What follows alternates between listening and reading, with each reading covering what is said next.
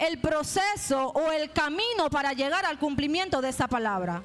Entonces allí es donde se ve realmente confrontado a nuestra vida si realmente creemos en Dios o le creemos a Dios. ¿Cuántos me siguen? En el libro de Génesis, capítulo 12, si no me equivoco, hablan del llamamiento de Abraham. Dice que el Señor le dice a Abraham: sal de tu tierra y de tu parentela a la tierra que yo te mostraré. El Señor no le dijo a Abraham: sal al lugar que está en la esquina, que está a unos kilómetros, que está a 3 horas, que está a 5 horas. Ve a tal país o ve a tal ciudad. El Señor le dijo: a la tierra que yo te mostraré. Es decir, que no le había mostrado, no le había dicho con exactitud a dónde tenía que ir Moisés, a dónde tenía que ir Abraham. Y esto me llama la atención porque saber que Abraham tuvo que dejar su parentela, tuvo que dejar su casa, la tierra que lo vio nacer, la tierra que lo vio crecer, para entonces ir en pos de la promesa que le había dado el Señor. Porque después de que el Señor le dice esto, el Señor le dice: sal afuera, mira las estrellas de los cielos, así será tu descendencia. Te bendeciré, te multiplicaré. Todo el que te maldijera será maldecido, y todo el que te bendiga será bendecido. Es decir, que Abraham salió de ese lugar con una promesa. Abraham salió de ese lugar no solamente creyendo en el Dios que lo llamó, sino creyéndole al Dios que lo llamó. Abraham salió de ese lugar, no le puedo decir si salió convencido realmente de dónde iba a llegar, pero tuvo la valentía de salir. Tuvo la valentía de agarrar a su esposa y salir siendo obediente a la palabra del Señor. Le tocó salir de su zona de confort, le tocó salir de su comodidad para ver la promesa de Dios. Y quiero iniciar diciéndote algo, amada iglesia. Es tiempo que nosotros como hijos del Señor salgamos de nuestra comodidad, salgamos de nuestra zona de confort, salgamos del lugar donde no nos deja ver el cumplimiento de las promesas de Dios, salgamos de lo que nos hace sentir muy cómodos, de lo que nos hace sentir bien, de lo que no nos permite ver realmente la mano benéfica del Señor. La Biblia nos relata si cuando el Señor le habla a Abraham, si Sara le dijo algo. Quizás Sara le dijo: pero ¿para dónde vamos a ir? Tantos años viviendo aquí, ahora de la nada me dice que no vamos. La Biblia no lo dice, pero posiblemente Sara tuvo que haberle dicho algo a Abraham. Pero ni aún así este hombre se detuvo. Aún así este hombre caminó en pos de la promesa que el Señor le había dado. ¿Cuántos dicen amén?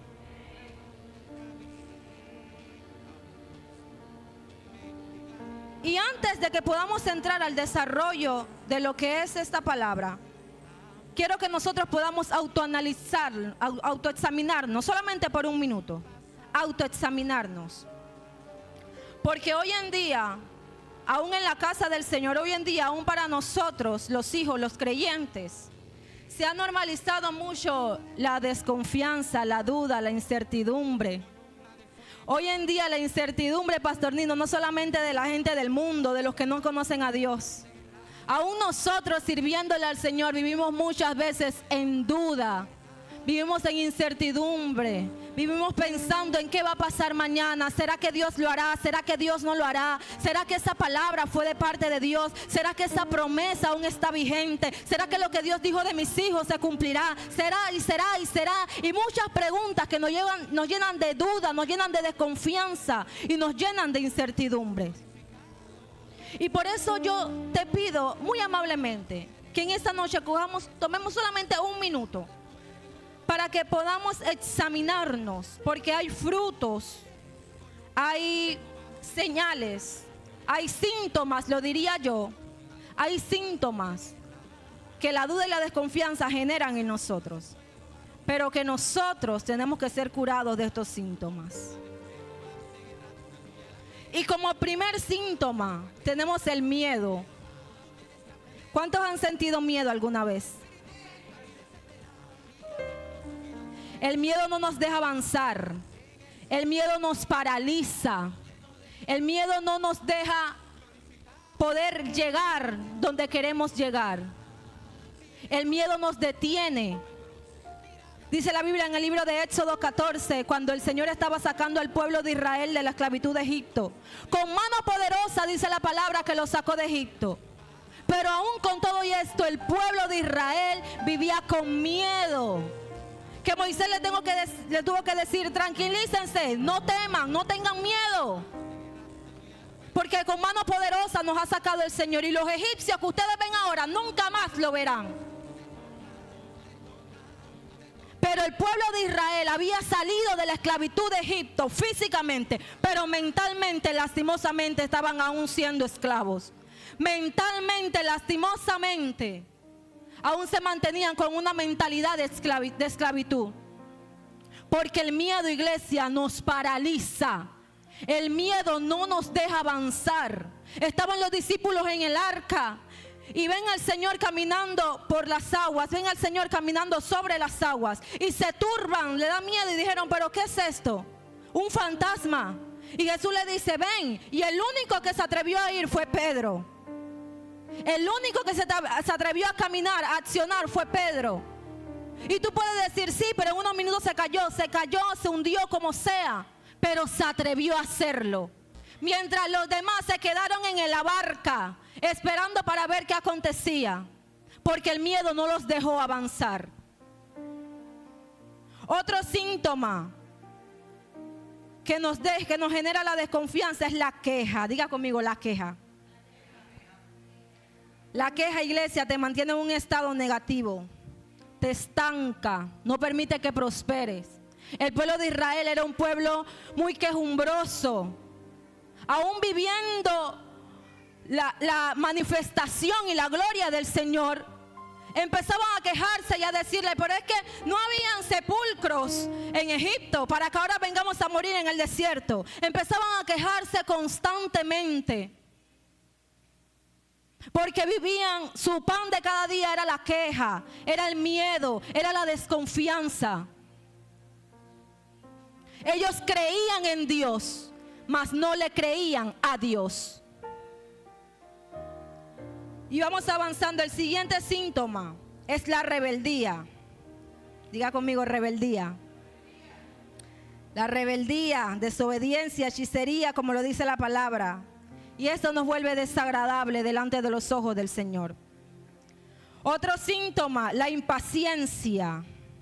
La impaciencia, iglesia, no nos permite tomar decisiones correctas. Y andamos errantes en el desierto. Andamos errantes en los caminos. El pueblo de Israel andaba errante en el desierto por ser un pueblo impaciente, de dura cerviz. El camino de Egipto a la tierra de Canaán realmente no era tan largo para que durara 40 días y 40 noches.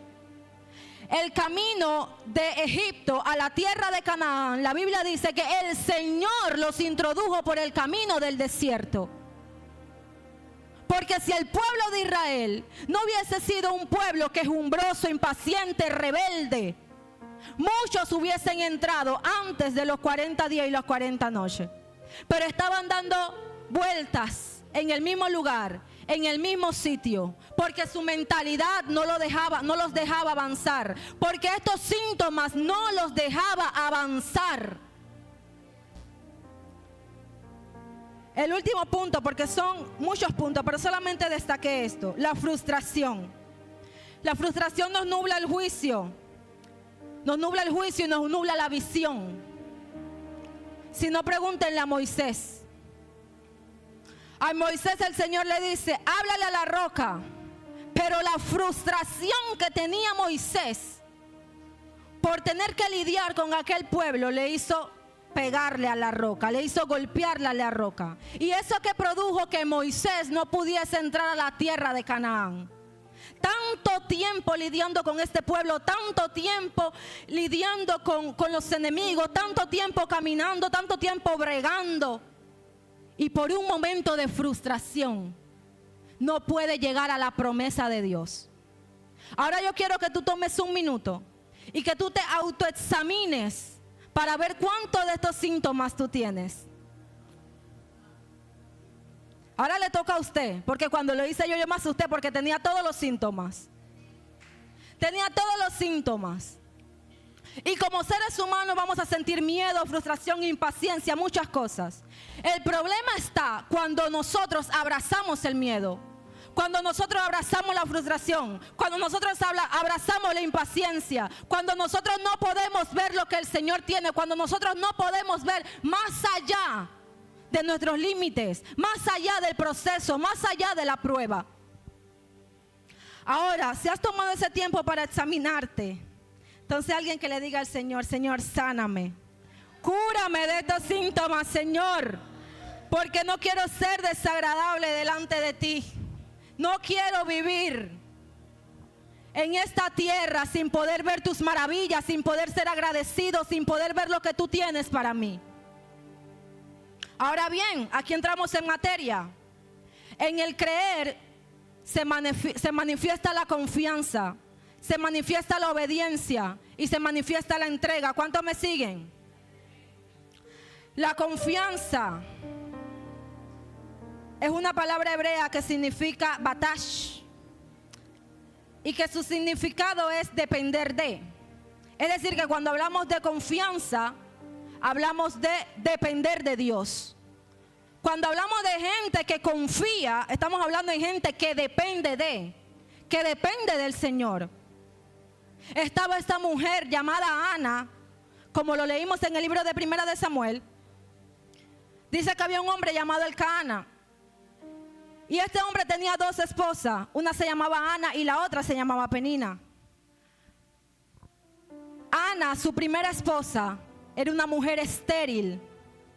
Era una mujer que vivía triste, que vivía en depresión. Quizás su estado o su figura físicamente hablando no era la mejor, porque la Biblia dice que esta mujer se deprimía a tal punto que no comía. Entonces, cuando hablamos de Ana, es esta mujer que vive constantemente sintiéndose incompleta, sintiéndose que no es suficiente lo que tiene, porque la Biblia revela, como le leí hace unos minutos, que Jehová había cerrado su matriz. Porque hay cosas que suceden en la vida del hombre no por casualidad. Hay cosas que suceden en la vida del hombre no simple y sencillamente porque usted falló, o por un error del sistema, o porque alguien la tiene contra usted, o porque Satanás le quiere poner la zancadilla. Hay cosas que suceden en nuestra vida porque así el Señor los ha permitido, porque así el Señor quiere que suceda. Y cuando hablamos de confianza, hablamos de fe. Dice la palabra que la fe viene por el oír, y el oír la palabra de Dios. Pero cuando la fe llega a nuestra vida no es suficiente. Esa fe debe de aumentar. ¿Cuántos me siguen? Esa fe debe de aumentar. Pero esa fe no aumenta pidiéndole al Señor: Señor, que aumente mi fe. Y se sube la barrita, ya tienes 2 barritas más de fe. No. Para que tu fe aumente, tienes que ser expuesto a situaciones que antes no había sido expuesto. Para que tu fe aumente, tú tienes que bregar con situaciones que antes no habías bregado. Tienes que vivir cosas que antes no habías vivido. Porque si te quedas en la comodidad, si te quedas en la zona de confort, si te quedas pensando de que hoy yo creo en algún momento va a pasar, iglesia, esto nunca va a pasar. Entonces el Señor nos empuja a situaciones que no queremos pasar, no para matarnos, no para que el propósito se pierda, no para que soltemos los guantes, sino para que nuestra fe vaya en aumento. Y Ana se encontraba en esta situación, estéril, triste, abatida.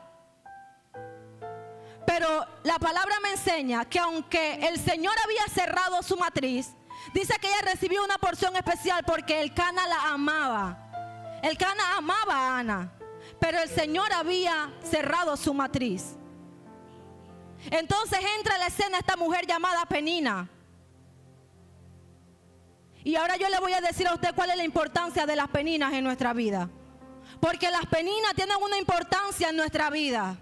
Las peninas tienen una importancia en nuestro propósito. Las peninas tienen una importancia en la vida de cada uno de nosotros. Ana estaba muy tranquila. Yo no sé qué tiempo ella tenía casada con Elcana. Yo no sé qué tiempo ella tenía conformándose con su esterilidad. Pero yo me imagino al Señor diciendo, Ana está muy tranquila. Yo le cerré el vientre, pero ella está muy tranquila. Yo necesito que ella despierte. Yo necesito que ella se levante. Porque hay un Samuel que tiene que nacer. Hay un profeta que tiene que profetizar. Y el Señor dice, bueno, tú estás muy tranquila, entonces yo te envío a Penina, la segunda esposa del Elcana. Te envió a Penina. Penina la irritaba. Penina le decía quién sabe cuántas cosas, porque usted sabe cómo son las mujeres cuando se ponen en altanerita, usted sabe. Entonces Penina le decía quién sabe cuántas cosas a Ana, irritándola, menospreciándola, a tal nivel que esta mujer se sentía que no sabía cómo defenderse, se sentía mal, se sentía menos. Para ese tiempo una mujer que no podía tener hijos era una mujer maldita. Quizás ella se sentía como una mujer que no podía ser más que una simple esposa. Pero el Señor le dice, Penina, es tu turno. Porque entonces va a llegar el momento donde seremos expuestos a situaciones que antes no estábamos expuestos. ¿Y qué hizo Penina en la vida de Ana? Penina le empujó al altar. Penina le dijo, sí, tú estás muy tranquilita, Ana. Tú estás muy tranquilito, entonces yo te voy a empujar al altar. Porque si Penina no hubiese irritado a Ana, si Penina no hubiese fastidiado la vida de Ana, Ana nunca se hubiese levantado y hubiese ido al altar de Dios. Iglesia, si Penina no hubiese sido esa piedra de tropiezo en el camino de Ana, Ana jamás hubiese levantado. Ana hubiese seguido ahí triste, abatida, con la lástima del Elcana, con la porción especial del Elcana. Ana, quién sabe cuándo hubiese entrado en sí y decir, hey, pero el altar me espera. El altar me espera. Entonces se levantó Ana y subió al altar. Se levantó Ana y fue al altar porque Penina la empujó. Y así mismo vemos la historia de José. Los hermanos le tenían envidia. Los hermanos estaban viendo cómo hacían para destruir la vida de José, cómo hacían para destruir los sueños de José. Los hermanos estaban viendo cómo se deshacían de este niño que se creía tanta cosa. Y lo metieron en la cisterna y lo vendieron. Ellos pensaban que estaban acabando con el propósito. Ellos pensaban que estaban acabando con el soñador. Ellos pensaban que estaban acabando con el sueño. Pero lo que no sabía era que lo estaban empujando justamente a su propósito. Lo que no sabía era que lo estaban empujando justamente a la promesa, justamente a ver los sueños cumplidos. ¿Qué te quiero decir con eso, iglesia? Que no tengas temor, que no tengas miedo del tiempo difícil, que no tengas miedo de la prueba, porque no vino para destruirte, no vino para avergonzarte, vino para que tu fe aumentara, vino para que alguien se levante y sea más dependiente del Señor. Aprendamos a ser más dependientes de Dios. Aprendamos a creer más en lo que el Señor nos dice, en lo que el Señor nos envía a hacer. De oídas te había oído, decía Job, capítulo 42. Aún en medio de su situación, de su atribulación, de su desastre, de la desgracia que estaba viviendo, se detiene Job en un momento y dice: de oídas te había oído, Señor, mas ahora mis ojos te ven. Él estaba diciendo: yo creía en Dios, pero ahora yo le creo a Dios. Porque dice la Biblia que Job era un hombre temeroso, era un hombre justo, era un hombre apartado del mal. Job incluso ofrecía holocausto, ofrecía sacrificio por sus hijos, aún sin saber si sus hijos habían pecado. Job ofreció holocausto por ellos. Quizás Job fue enseñado de esta manera. Quizás Job conocía, había escuchado que había un Dios que le ofrecía holocausto, que un Dios que lo tenía cercado, que lo tenía prosperado, que lo tenía bendecido. Pero en esa comodidad en la que estaba Job, el Señor no podía revelarse ni manifestarse a un nivel mayor. Por eso el Señor dice, oye, yo necesito que Job vaya al siguiente nivel. Yo necesito que Job, en vez de creer en mí, en vez de creer en Dios, me crea a lo que yo digo. En vez de conocerme de oídas, ahora me pueda ver. Yo necesito que ahora la manifestación en la vida de Job sea mayor.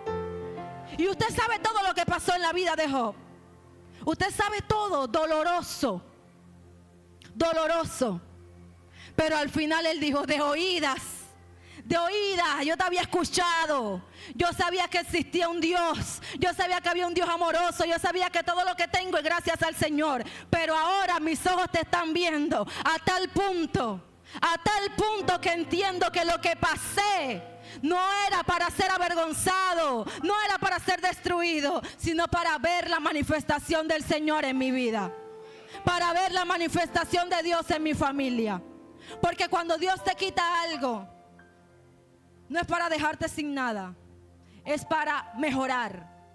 Cuando el Señor nos quita algo, es para que mejoremos. Y es porque Él tiene algo mejor para cada uno de nosotros. Entonces nosotros lloramos lo que el Señor nos quita y le pedimos al Señor que nos lo devuelva. Pero Dios tiene algo mucho mayor y mucho mejor para nosotros, para nuestra familia, para nuestro ministerio. Iglesia, no peleemos con Dios. No peleemos con Dios. No peleemos con Dios. Aunque sea difícil, sí. Aunque sea duro, sí. Pero no peleemos con Dios, porque Dios sabe más que nosotros. Los planes del Señor son para bien, no son para mal. Los planes del Señor para nuestra vida. Entonces no peleemos con Dios, iglesia. El segundo punto que hay en el creer es la obediencia. Diga conmigo, obediencia. Obediencia. Si lo tiene que decir con un poquito de dolor, dígalo, no importa. Obediencia. Porque la obediencia es un acto de sumisión. En la obediencia nosotros morimos a nuestra voluntad para poder hacer la voluntad del Señor. Obediencia viene del latín obedecer. Obedire, que significa escuchar con atención. Diga conmigo, escuchar con atención. Obedecer implica prestar atención y estar dispuesto a seguir las instrucciones o mandatos recibidos. Iglesia, la fe me lleva a la obediencia. La fe, cuando yo creo, yo obedezco. Cuando yo tengo fe, yo obedezco.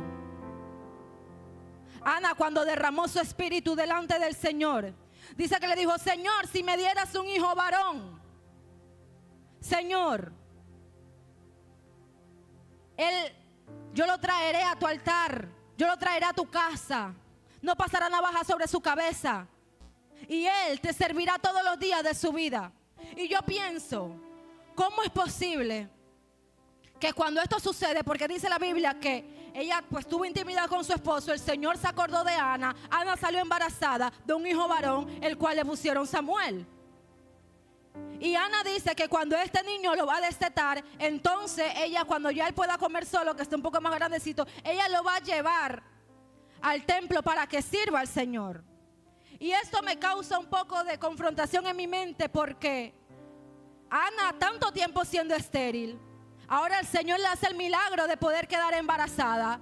Y Ana, entonces, su primogénito lo tiene que entregar, porque ese fue el pacto que ella hizo. Eso fue la promesa que ella le hizo a Dios. Ana tenía que ser obediente, porque ese fue el pacto que ella había quedado con el Señor. Y no importaba si era su primer hijo, no importaba si era el hijo que ella anhelaba por tantos años, no importa que fue aquel que le quitó la vergüenza, porque ciertamente ya Penina no podía meterse con ella. Pero aún así ella tuvo que cumplir la promesa que le había hecho el Señor y llevar su niño al altar, llevar su niño al templo. Y el Cana no se opuso. El Cana le dijo, está bien, hazlo. Y en la obediencia, iglesia, hay cosas y hay puntos muy importantes. Porque una cosa es cuando tú por obediencia aceptas hacer la voluntad de Dios. Pero hay gente que no va a entender el por qué tú haces las cosas. Hay gente que no va a entender el por qué tú te comportas de esa manera. ¿Por qué tú vas tanto tiempo a la iglesia? ¿Por qué tú haces lo que haces? Hay gente que no va a entender el por qué nosotros nos movemos de tal manera. Porque la promesa no le fue dada a ella, la promesa no fue dada a nosotros. Porque la promesa no le fue dada a ellos, la promesa te fue dada a ti. Entonces no hay cosa más difícil que cuando Dios te habla algo y tú le crees a Dios, hacer que los que están a tu alrededor también crean lo que tú creas. Hacer que los que están a tu alrededor también crean. Porque tú puedes creer porque Dios te lo dijo. Pero ¿cómo hago que mi familia también crea? ¿Cómo hago que los que están a mi alrededor también entiendan el por qué hago las cosas? Iglesia, eso es imposible. No pretendamos que los demás van a entenderlo. No pretendamos que los demás van a entender el por qué. El Señor le habla a Noé y le dice: construye un arca. Le da todas las directrices para que él construya el arca. Le dice: voy a destruir todo. Y le da todas las directrices: entra con tu familia, con tus hijos, los animales, métete a los animales de hembra y macho, de una especie cada uno. Y le da todas las directrices y las instrucciones. Noé escucha atentamente y obedece a la voz de Dios. Ahora bien, yo me pregunto, ¿cómo habrá reaccionado la familia de Noé cuando Noé le dice: voy a construir un arca? El arca va a llevar animales, vamos a entrar ahí, no sabemos qué tiempo vamos a estar ahí, pero viene un gran diluvio y el Señor va a destruir toda la tierra, pero nosotros vamos a estar en el arca. Para Noé quizás no era descabellado porque el Señor le estaba hablando, pero ahora Noé decírselo a su familia o a sus hijos, ¿qué problema? Porque quizás los hijos de Noé quizás le pudieron decir: papá, pero es que ahora tú te crees carpintero, ebanista, ahora tú te crees ingeniero. ¿Cómo es posible? Yo no veo siquiera que haya un tiempo de lluvia. No veo siquiera que el tiempo esté presto. Yo no veo nubes, yo no veo nada. ¿Cómo es posible? No esperes que la gente entienda. La palabra le fue dada a Noé y Noé obedeció. Y eso causó que preservara su vida y la vida de su familia. Porque en la obediencia está el camino a la victoria. En la obediencia, iglesia, está la victoria. A veces pensamos que la victoria va a venir de otro lado, del servicio. A veces pensamos que la obediencia va a venir porque yo predico bien, porque yo canto bien, porque yo me visto bien. La obediencia o la victoria viene a causa de la obediencia, a causa que alguien le cree a Dios y camine conforme a lo que Dios le está hablando. Yo no sé qué el Señor te ha mandado a hacer. Yo no sé qué el Señor ha dicho de ti. No sé qué ha dicho de tus hijos. Pero yo quiero invitar a alguien a que le crea más a Dios. Yo quiero invitar a alguien a que aprenda a depender más del Señor. Yo no sé, mira, si la enfermedad te ha visitado. Yo no sé si la duda te ha visitado, pero yo te invito en esta noche a que tú digas: yo me despojo de todo y empiezo a creerle al Señor, porque por su llaga fuimos sanados, por su llaga fuimos sanados. Mira, hay gente aquí que le cree más al vecino que a lo que ha dicho Dios. Porque quizás ve a sus hijos en la calle, quizás ve a sus hijos en la esquina, quizás ve que sus hijos aún beben, quizás ve muchos comportamientos negativos en la vida de sus hijos, quizás ve muchos comportamientos negativos a lo que Dios le dijo o le prometió en algún día. Y le creen más al vecino cuando le dice: vi a tu hijo en aquella esquina, vi a tu hijo haciendo eso. Iglesia, tápate los oídos, porque la Biblia dice que cree en el Señor Jesucristo y serás salvo tú y también tu casa. Tienes que creer más. Aprópiate de las promesas del Señor, aprópiate de lo que está escrito en la palabra. Aprópiate, iglesia, y empieza a vivir más de acuerdo con lo que crees. Porque nosotros tenemos que vivir de acuerdo a lo que creemos. Cuando nosotros creemos en algo, dice la Biblia en el libro de Hebreos, que la fe es la certeza de lo que se espera y es la convicción de lo que no se ve. Es decir, que es la seguridad. Yo estoy seguro que aunque yo no veo, va a llegar. Yo estoy seguro que yo no estoy viendo nada. Quizás todo el escenario parece contrario a lo que yo estoy esperando. Pero la fe que yo tengo y la firmeza me hace estar seguro de que en algún momento va a llegar. Te cuento un testimonio rápidamente. Yo creo que aquí usted lo ha escuchado por de parte de mi esposo. Me parece que él lo pudo haber compartido en algún momento. Pero una cosa es lo que vivió él y otra cosa es lo que viví yo. Amén. En noviembre del 2019, cuando voy a dar a luz a mi primer bebé, Liam, estoy la noche del 1 de noviembre, la madrugada, perdón, con dolores. Ya empecé con las contracciones, empezaron los dolores. Y cuando esto sucede, mi esposo me dice, bueno, vamos al hospital. Yo sabía que todavía no era el tiempo porque las contracciones me daban como cada 10 minutos. Igual aún fuimos al hospital.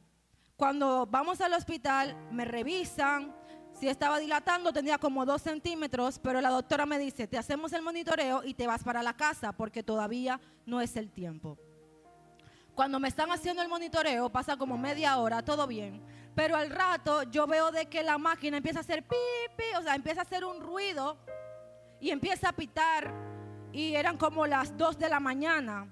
A todo eso yo no sé qué es lo que está sucediendo, pero veo que la doctora se para rápidamente, se activan los enfermeros rápidamente, veo que vienen sobre mí y yo no sé qué está pasando. Obviamente me empiezo como que a turbar y a desesperar porque yo, Dios mío, ¿qué está pasando?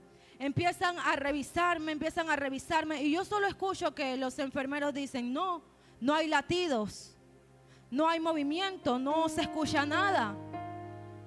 Y por un minuto empecé como a sentirme un poco frustrada porque yo dije, se están refiriendo a que la promesa que yo llevo en mi vientre por 9 meses, ahora resulta que no tiene vida.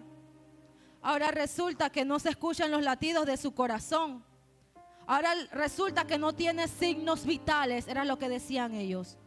No tienen signos vitales. Y empezaban a monitorearme y a escucharme y decían, no doctora, no hay signos vitales. Y por un minuto mi corazón empezó a turbarse. Pero yo tuve que hablarme a mí misma y recordar que cuando yo inicié mi embarazo, yo le dije al Señor, Señor, tú tienes el control.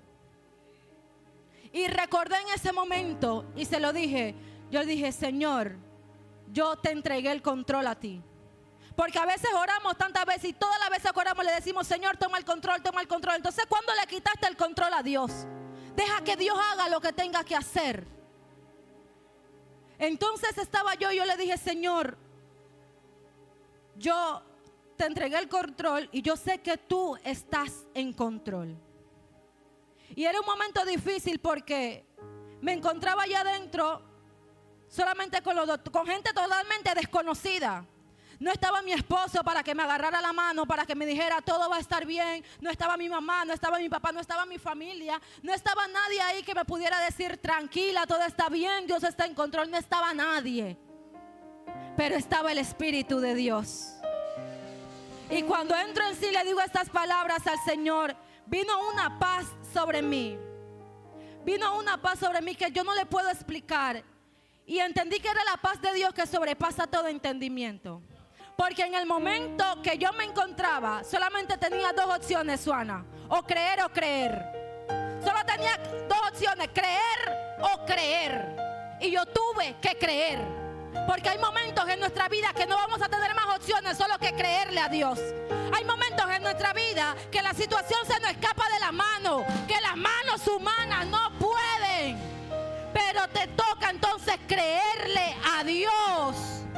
Hay momentos en la vida del hombre que la situación no vas a poder controlarla, porque a veces queremos controlarlo todo. Pues hay momentos que ni siquiera con el hombre más capacitado. Y hay momentos que nos toca entonces creerle a Dios o creerle a Dios. No hay de otra. O le crees o le crees. Pero de que Dios hace algo, lo va a hacer. A las 3:41 me ingresaron como cesárea de emergencia. Me hacen la cesárea y cuando me están abriendo, imagínense qué tan urgente era esto, que ni siquiera la anestesia que me habían metido todavía no había causado efecto aún. la anestesia. Así que cuando hicieron la primera abertura, yo grité, porque me dolió demasiado. Yo grité, yo dije, ¡ay, me duele! Porque la anestesia todavía no había hecho su función.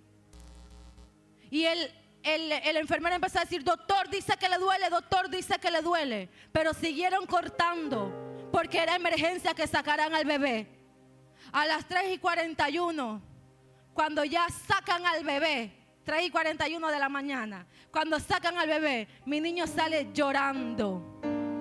Sale llorando, sale con señales de vida. Porque cuando Dios te promete algo, Dios lo cumple. Porque las promesas del Señor son el sí y son el amén. Las promesas del Señor no caen en tierra árida. Las promesas del Señor no caen al vacío. Las promesas del Señor se cumplen. Y tenemos que creer o creer. Esas son las dos opciones que te doy en esta noche. O crees o crees. Amén. Dale fuertes palmas al Señor.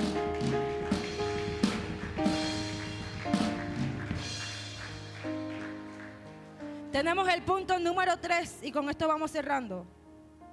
Recuerdan que le hablé que en el creer se manifiesta la confianza, la obediencia. Y ahora vamos a hablar de la entrega. La entrega es un acto de amor supremo. La entrega es un pacto, es sacrificio. Cuando Ana tomó su muchacho y dijo, bueno, llegó el tiempo de entregarte, Samuel. Ana no fue solamente con su promesa, Ana no fue solamente con su hijo. Ana, dice la Biblia, que agarró 3 becerros, agarró harina y tomó también vino y subió. Porque para Ana no era suficiente solamente cumplir su promesa. Ana no podía llegar con la mano vacía. Porque cuando tú obedeces a Dios, tú entiendes que la voluntad de Dios es buena, es agradable y perfecta. Tú estás atento a su instrucción y tú le sigues. Pero cuando hablamos de entrega, hablamos de algo que sale de nosotros para Él. Hablamos de algo que sale directamente de nosotros para Él, sea bueno o sea malo. Pero entrega es algo que sale de nosotros para el Señor. Y Ana agarró su muchacho, agarró su becerro para poder darle ofrenda al Señor, para poder ofrecerle sacrificio al Señor.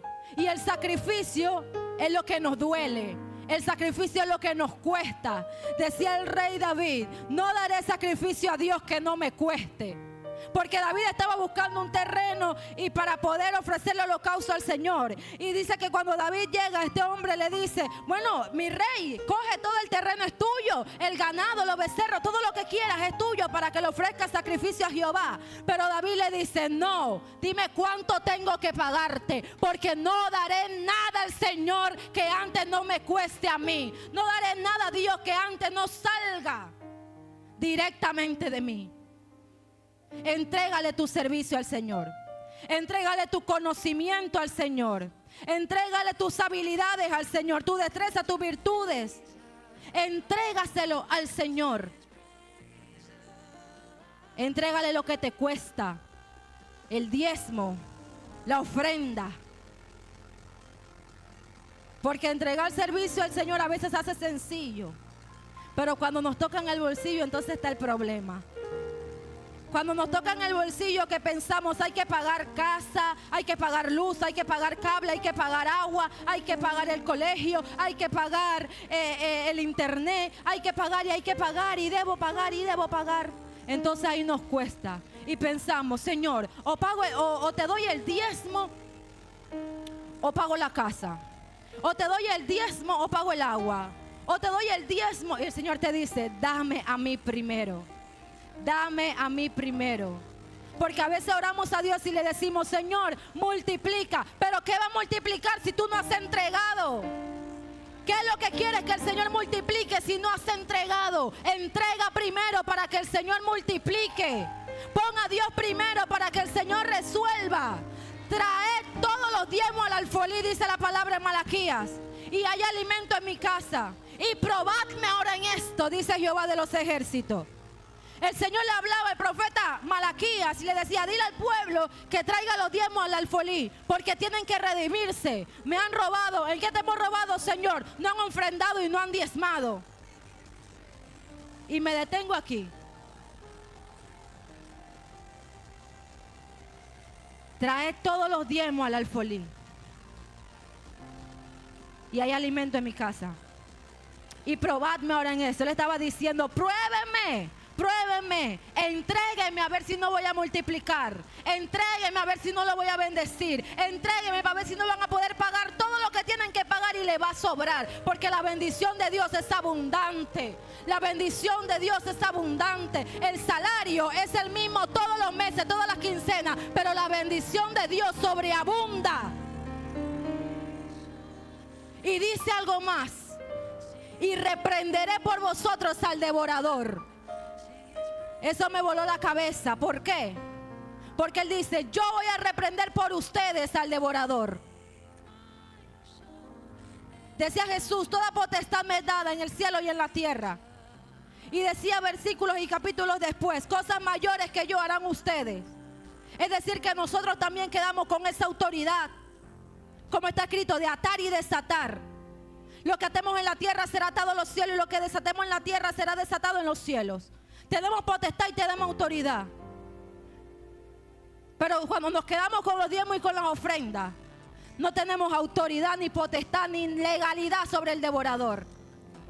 Entonces el Señor te dice, dame espacio a mí, entrégame a mí primero y dame espacio, porque yo lo reprendo por ti. Sobre el depredador no tenemos legalidad cuando no entregamos lo que le pertenece a Dios. Licey, ¿quién es el devorador? Yo te voy a decir quién es el devorador. Cuando cobras y pagas lo que tienes que pagar, no ofrendaste, no diezmaste, pero te salió el gasto del carro, ahí está el devorador. Se te dañó una pieza del carro, se te enfermó la niña, se te enfermó el niño, montón de dinero en la clínica, ese es el devorador. Pero cuando nosotros le damos a Dios primero, cuando nosotros entregamos lo que tenemos que entregar, entonces el Señor tiene que ver cómo hace para multiplicar, cómo hace para velar. Ya no es responsabilidad de nosotros. Ya no es responsabilidad tuya saber cómo vas a pagar la casa. Ya no es responsabilidad tuya saber cómo vas a pagar el carro, cómo vas a hacer súper. Ya no es responsabilidad tuya, es responsabilidad de Dios. Es responsabilidad de Dios. Por eso que la viuda se encontraba solamente con un puño de harina y un poquito de aceite. Solamente se iba a alimentar ella y su hijo y se iban a echar a morir, porque no tenían esperanza de nada. Pero se encontraron con el profeta y el profeta le dice, dame a mí primero. Y le dio las instrucciones de lo que tenía que hacer. Y cuando esto pasa, dice que empezó a vender la harina, empezó a vender el aceite, se empezó a multiplicar la cosa, empezó a pagar a sus deudores, empezó a hacer lo que tenía que hacer y abundó en la casa de esta mujer. Porque cuando entregamos a Dios primero, iglesia, Dios no se queda con el trabajo de nadie. Dios no se queda con el sacrificio de nadie. Dios no se queda con la entrega de nadie. Y aunque no lo hagamos para que el Señor reciba una retribución, el Señor es justo. El Señor es justo. Y el Señor tiene cuidado de cada uno de nosotros. Por eso yo te digo en esta hora, créele más a Dios. El Señor me decía hace unos años atrás, Liceica, porque el que realmente confía en mí, da, sin miedo a que mañana le haga falta. Esa palabra yo la he guardado en mi corazón por todos estos años. Porque el Señor me dijo, el que confía en mí se atreve a dar sin miedo a que mañana le haga falta. Me atrevo a ofrendar, son los últimos $10 que tengo. ¿Qué voy a desayunar mañana? No lo sé, pero el Señor algo tiene que hacer con lo que yo entrego. El Señor algo tiene que hacer. Señor, multiplica estos $10, pero lo tengo guardado. Entrégalo para que el Señor lo multiplique, porque no hay mayor inversión que en el reino de los cielos. No hay mayor inversión que en el reino de Dios. No hay mayor inversión que en las manos del Señor.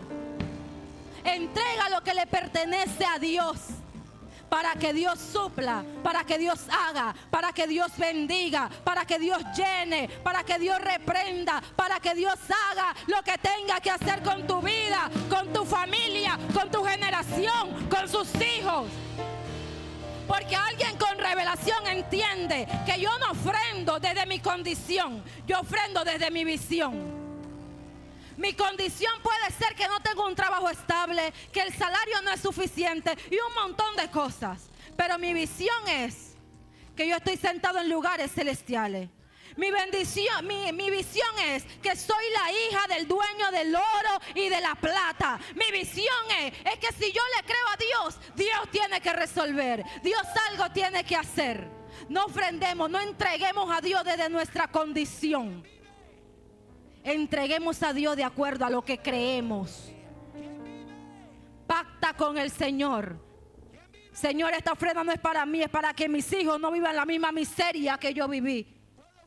Señor, para que mis hijos no vivan la misma escasez que yo viví. Probadme ahora en esto, te dice el Señor.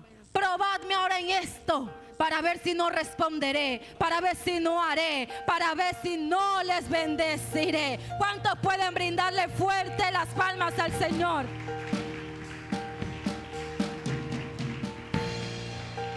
Porque el Padre es justo, iglesia. El Padre es justo. David decía, yo he visto muchas cosas. Yo he visto muchas cosas aquí en la tierra, Pastor Nino, decía el salmista David. Pero nunca, nunca he visto un justo desamparado, ni su simiente que mendigue pan. Nunca he visto a alguien que sea fiel a Dios en lo poco y Dios no le responda y le bendiga en lo mucho. Pero nos falta creerle más a Dios. Nos falta creerle más al Señor. Ponte sobre tus pies, iglesia.